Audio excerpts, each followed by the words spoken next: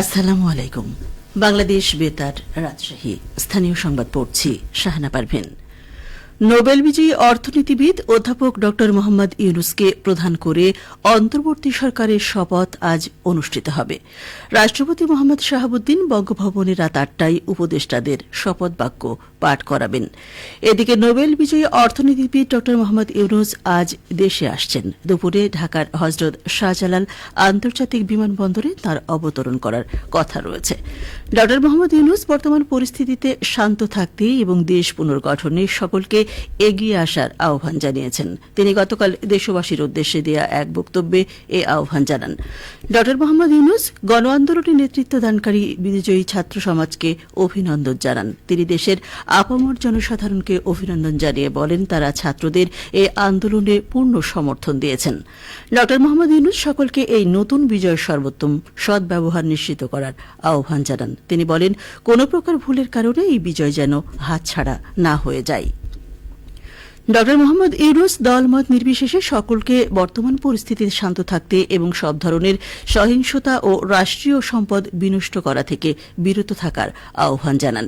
তিনি বলেন, এই সুন্দর ও বিপুল সম্ভাবনাপূর্ণ বাংলাদেশকে নিজেদের ও পরবর্তী প্রজন্মের জন্য রক্ষা করা এবং এগিয়ে নিয়ে যাওয়াই এখন প্রধান কাজ। একটি নতুন দেশ বিনির্মাণে দেশের তরুণরা এখন প্রস্তুত। সারা দেশের সব পুলিশ সদস্যকে আজ সন্ধ্যার মধ্যে স্ব পুলিশ লাইন্স দপ্তরে পিওএম ও ব্যারাকে ফেরার নির্দেশ দিয়েছেন পুলিশের নবনিযুক্ত ইন্সপেক্টর জেনারেল মোহাম্মদ মইনুল ইসলাম। গতকাল আইজিপি হিসেবে দায়িত্ব নেওয়ার পর এক প্রেস ব্রিফিংয়ে তিনি এ তথ্য জানান। তিনি বলেন, বৈষম্য বিরোধী ছাত্রদের যৌক্তিক আন্দোলনকে কেন্দ্র করে দেশবাসীর প্রত্যাশা অনুযায়ী পুলিশ বাহিনী দায়িত্ব পালন করতে পারেনি। এর কারণে অনেকেই ক্ষুব্ধ হয়েছেন। জনগণের জানমালের নিরাপত্তা নিশ্চিতে নতুন করে সব শুরু করতে হবে। সবাইকে আজ সন্ধ্যার মধ্যে স্ব কর্মস্থলে ফেরার নির্দেশনা দেন তিনি। ছাত্র আন্দোলন দমনে অপারেশনাল ভুল ত্রুটি থাকার কথা স্বীকার করে আইজিপি বলেন, ছাত্র, সাধারণ মানুষ, পুলিশ সহ অনেকেই নিহত হয়েছেন। সবকিছুর জন্য আইজিপি হিসেবে দুঃখ প্রকাশ করেন তিনি।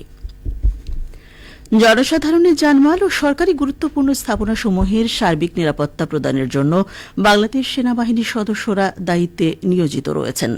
যেকোনো নাশকতামূলক কর্মকাণ্ড, হানাহানি এবং প্রাণনাশের হুমকির সম্মুখীন হলে রাজশাহী বিভাগের রাজশাহী জেলায় 0176911238 এবং 0176911238, চাঁপাইনবাবগঞ্জ জেলায় 0176911207, 0176911237, পাবনায় 0176912247, 0176911248, সিরাজগঞ্জ জেলায় 0176912246, 0176912264, নাটোর জেলায় 017691124446, 017691124448, নওগাঁ জেলায় 017691221115,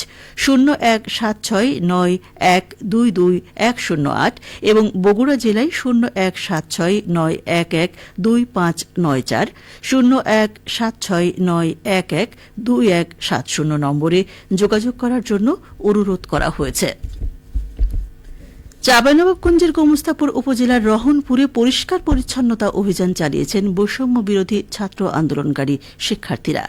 গতকাল সকাল থেকে রহনপুর পৌর এলাকায় এই কার্যক্রম চালান তারা। প্রথমে শিক্ষার্থীরা রহনপুর আহমদী বেগম সরকারি উচ্চ বিদ্যালয় মাঠে জমায়েত হয়। সেখান থেকে শিক্ষার্থীরা একত্রিত হয়ে রহনপুর পৌর এলাকার বিভিন্ন স্থানে পরিচ্ছন্নতা অভিযান চালিয়ে যান।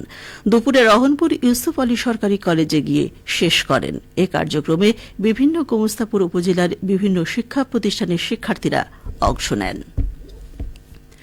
নাটোরে বাদামের বাম্পার ফলন পাওয়া যাচ্ছে। শুরু হয়েছে বাদাম উত্তোলনের মহোৎসব। বাদাম তোলা ও শুকানোর কাজে এখন ব্যস্ত সময় পার করছেন কৃষকরা। চলতি মৌসুমে জেলায় ১৪৫ হেক্টর জমিতে বাদামের চাষ করা হয়েছে। আবাদি জমির বেশিরভাগ লালপুর উপজেলার পদ্মার চর এলাকায় প্রতি হেক্টর জমিতে প্রায় ২ টন করে ফলন পাওয়া যাচ্ছে।